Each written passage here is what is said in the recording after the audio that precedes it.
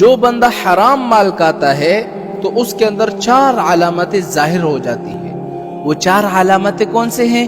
اگر آپ کے اندر وہ 4 علامتیں ظاہر ہو رہی ہے یا آپ کے اندر وہ 4 علامتیں ہیں تو سمجھو آپ کا کھانا اور رزق حلال نہیں ہے، حرام کھا رہے ہو۔ کہیں سے غور کرنا کہ کہیں سے میں حرام تو نہیں کما رہا، کہیں سے حرام مال تو نہیں کھا رہا۔ سب سے پہلا اس کے اندر یہ علامت ظاہر ہوتی ہے کہ اس کے دل سے نور چلا جاتا ہے۔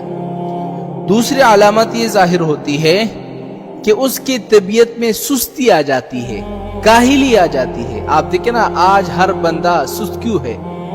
وہ اپنے رزق پہ غور کر رہا ہے کہ میں حرام کر رہا ہوں یا حلال۔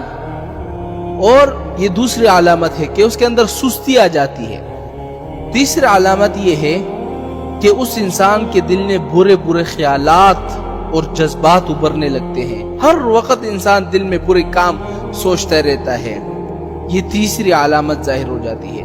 اور چوتھی علامت یہ ہے کہ نیک کام کی طرف اس انسان کی پھر طبیعت نہیں رہتی، ہر وقت برائی کا کام کرتا ہے، اور نیک کام کی طرف اس کا دل بھی نہیں چاہ رہا ہوتا کہ میں نیک کام کروں۔ یہ 4 علامتیں اگر آپ لوگوں کے اندر موجود ہے یا 4 میں سے ایک موجود ہے تو اپنی رزق پر، اپنے کمائی پر غور کرو کہ کہیں سے میں حرام تو نہیں کما رہا۔ اور میرے نبی کی ایک حدیث سننا، میرے نبی فرماتے ہیں جب کوئی جوان یا نوجوان اللہ کی عبادت میں مصروف ہوتا ہے تو پتہ ہے شیطان اپنے دوستوں سے کیا کہتا ہے؟ شیطان اپنے دوستوں سے کہتا ہے کہ دیکھو اس کا خوراک کیا ہے، اس کی غذا کیا ہے۔ اگر اس شخص کا کھانا پینا حرام ہو نا، کھاتا حرام ہو، پیتا حرام ہو، کماتا حرام ہو، تو شیطان اپنے دوستوں سے کہتا ہے کہ تم اس بندے کی طرف سے بے فکر ہو جاؤ، کوئی ٹینشن لینے کی ضرورت نہیں۔ ابے کیوں ٹینشن لینے کی ضرورت نہیں ہے؟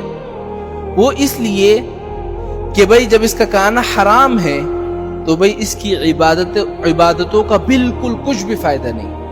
یہ عبادتیں 1000 دفعہ کرے گا کوئی فائدہ نہیں ہوگا۔ شیطان کہتا ہے کہ ہمیں تو ان لوگوں کو گمراہ کرنا ہے نا جو نیک کام کرتے ہیں اور ان کی نیکی ان کو فائدہ دے، لیکن جو بندہ حرام مال کھاتا ہے تو اس کا ایک عبادت بھی قبول نہیں ہوتی۔ تو شیطان اپنے دوستوں سے کہتا ہے تم اس کی طرف سے بے فکر ہو جاؤ۔